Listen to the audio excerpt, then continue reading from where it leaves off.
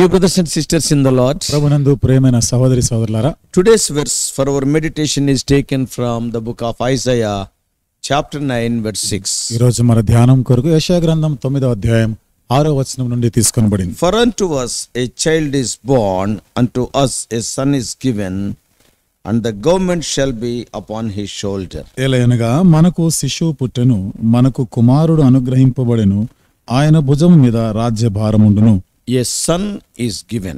ఇక్కడ శిశువు కుమారుడు అనుగ్రహించబడెను. 740 years before the event was to take place, చూడండి, ఈ సంఘటన జరగడానికి 740 సంవత్సరాల క్రితము the prophet Isaiah looked by the Spirit down through the centuries to a momentous night in the obscure little village of Bethlehem. యెషయా అక్కడ మరి ఆ బెత్లెహేంలో ఉన్నటువంటి ఎన్నికలైనటువంటి ఆ గ్రామమును ఆయన ఆనాడు చూచినాడు. ఆయన Two important things we are going to see. రెండు ప్రాముఖ్యమైన సంగతులను మనం చూడబోతున్నాం. They are, అవేమిటి అంటే, a child is born, ఇక్కడ శిశువు పుట్టెను, son is given. కుమారుడు అనుగ్రహించబడెను. Number one, మొదటిది, for unto us a child is born. మనకు శిశువు పుట్టెను.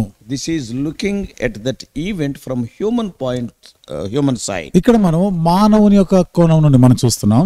A young couple is forced by a decree of Caesar to journey from Nazareth to Bethlehem.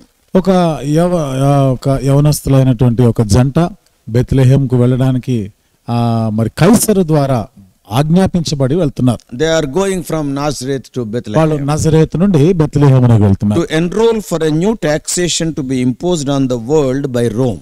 ఆ రోమా వారు ప్రపంచం పైన కొత్తగా ఆ సుంకమును వసూలు నియమించడానికి కొరకై మరి ఎవరెవరు వారి వారి ప్రాంతాలకు రావాల్సిందిగా ఆజ్ఞాపించారు. Caesar could care less that she is in the final stages of her first pregnancy. ఆమె తన మొదటి గర్భము ధరించి ఇంకా ప్రసవ దినాలు నిండినాయి. ఆ సంగతి కైసరికి పెద్ద పట్టింపేమి లేదు. Since Caesar knew very little about these prophecies, ఈ ప్రవచనాలను గురించి కైసరికి చాలా తక్కువగానే తెలుసు so కాబట్టి he is ignorant. కాబట్టి ఇవన్నీ కూడా ఆయనకి తెలియలేదు. And we watch as her husband tries desperately to find a place of shelter in the enclosed wall of the inn. మరి తన భర్త ఏమో అక్కడ ఎక్కడైనా ఆశ్రయం కొరకై ఆయా ప్రాంతాలను తిరుగుతా ఉన్నట్టు మనం చూస్తున్నాం. And now there is no more time. The contractions are coming too rapidly. That is the delivery time. ఇప్పుడేమో ఆ ప్రసవ దినాలు ఇంకా సమయం ఆసన్నం అయిపోయినది. ఆ స్థితిలో ఉన్నారు. There is no more time. ఇంకా సమయం లేదు. So the delivery time is fast approaching. ప్రసవ దినము చాలా సమయం సమీపించింది. They arrange some hay in the stable where she delivers her firstborn son. మరి ఈ మొదట ఈ తొలి చూలు ఈ కాన్పులో ఆ తొలి చూలు పెట్టిన బిడ్డని వాళ్ళు పెట్టడానికి కొరకై పశువుల తొట్టిలో గడ్డి అవన్నీ వేసి వాళ్ళు సిద్ధపరుచుకుంటున్నారు. And we watch her as she tenderly swaddles the child and lays him in a manger. మరి ఆ బిడ్డని మనం చూస్తున్నాం కదా, ఆ పశువుల తొట్టిలో పెట్టి ఆ జాగ్రత్తగా చూసుకుంటా ఉన్న దృశ్యాన్ని మనం చూస్తున్నాం. And another little boy born in the tribe of Judah, a descendant of King of David.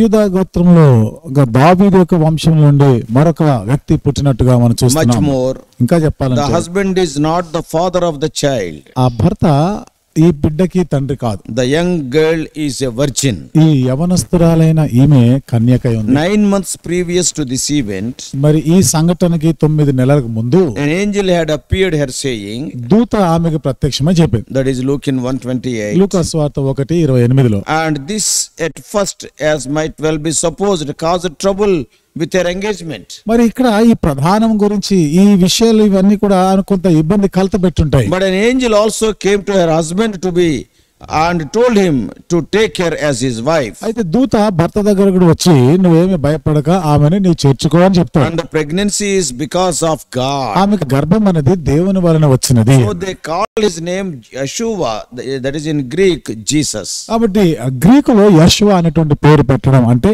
యేసు అనే పేరు పెట్టాలన్నారు. Yeshua means Yahweh is salvation. Yeshua అంటే యెహోవాయే రక్షణ అని. He was named after his father. కాబట్టి తన యొక్క తండ్రి యొక్క పేరును బట్టి ఆయన పెట్టారు. Soon shepherds guided by the directions of the angels are to appear at the manger to gaze wonderingly at this child.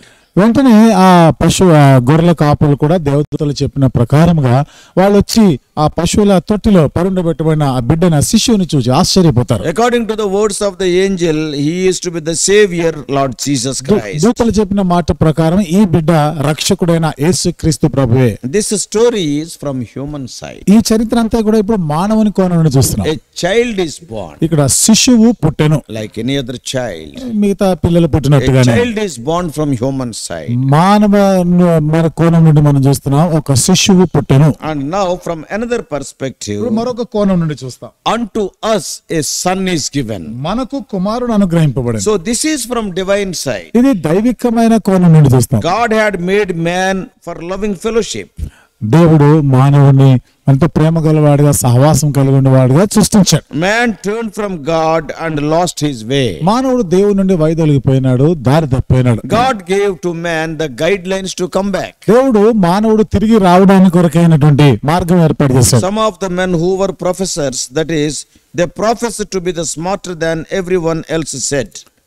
Some people they say like this, కొంతమంది ఇట్లా చెప్తుంటారు, there is no God. దేవుడే లేడు. Some people say, కొంతమంది అంటారు, oh, you must live for yourself.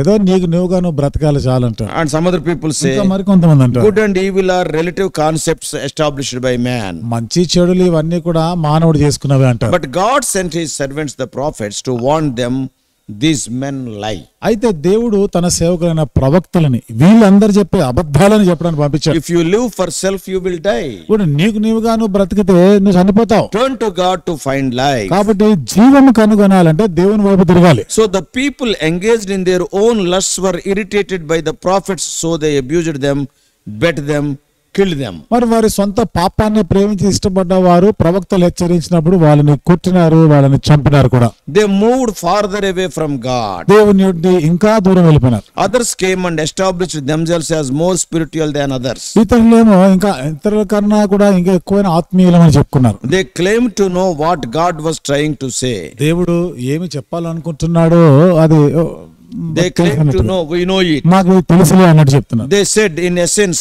to the people, live however you want, just pay us and we will take care of God for you.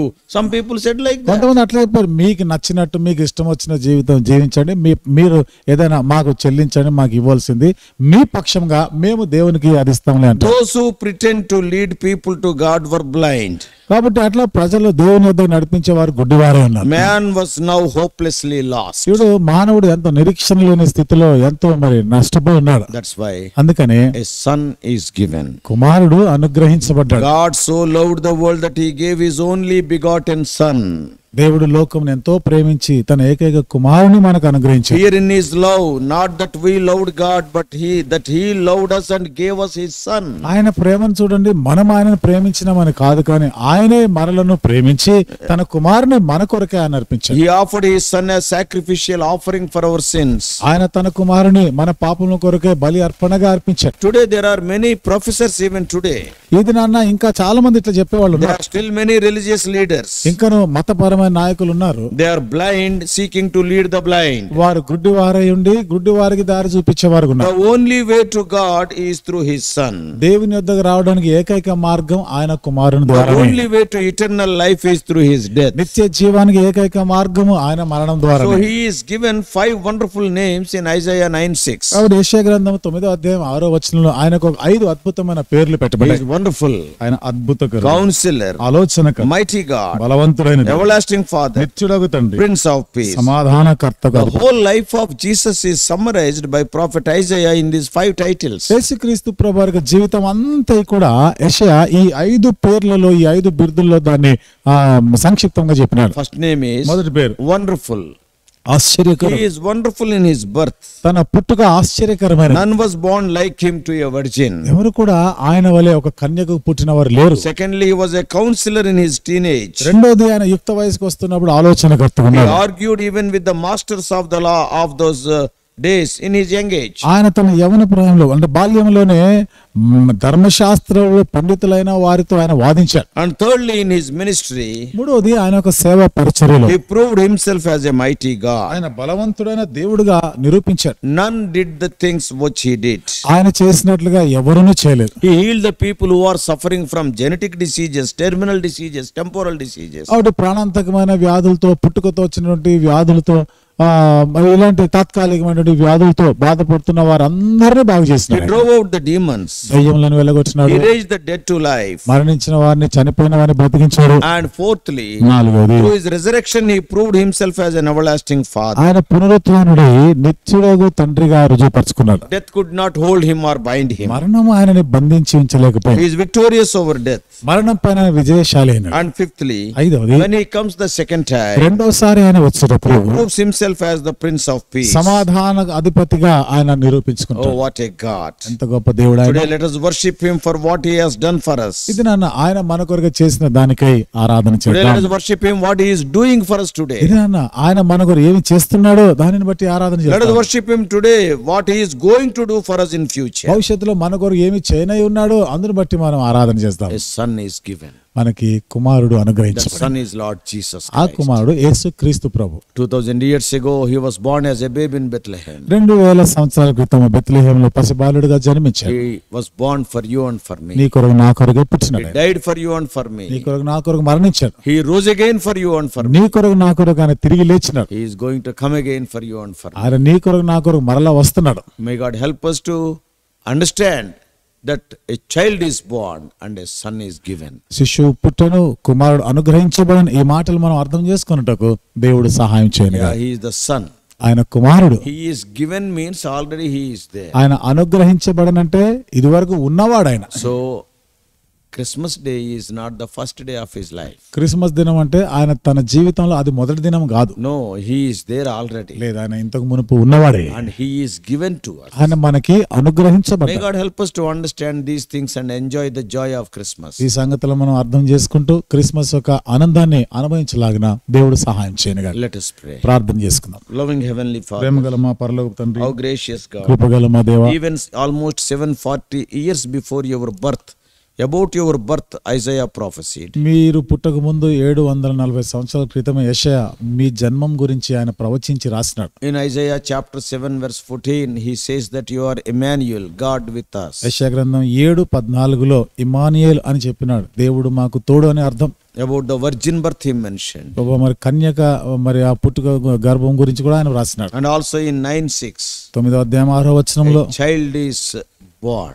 అక్కడ శిశువు పుట్టెను, And also a son is given. కుమారుడు అనుగ్రహించబడి. Wonderful 5 names thou hast given. అద్భుతమైన 5 పేర్లు మీరు వారికి ఇచ్చారు. During this day, O Lord, help us not to be busy with the festive mood, but help us to meditate all these things. ఈ దినము ప్రభావం ఏదో పండుగ వాతావరణంలో సంబరాలు చేసుకోవడం కాకుండా ఈ మాటల్ని ప్రభా తలపోసుకుంటుండడానికి సహాయం How చేయండి. beautifully Isaiah compiled the whole life of Jesus in 5 words. ప్రభా మరి యెషయా యేసు ప్రభు యొక్క జీవితం అంతటిని కూడా 5 మాటల్లో ఒక సారాంశంగా ఎట్లా రాసినాడో చూసినాం. Speak to us, O Lord. మాతో మాట్లాడండి. We do pray in the all-loving name of our Lord and Savior Jesus Christ. మా ప్రభువును రక్షకుడైన యేసుక్రీస్తు వారి అందరిలో కూడా ప్రేమ గలటువంటి నామంలోనే ప్రార్థించి వేడుకుంటున్నాము తండ్రి. Amen.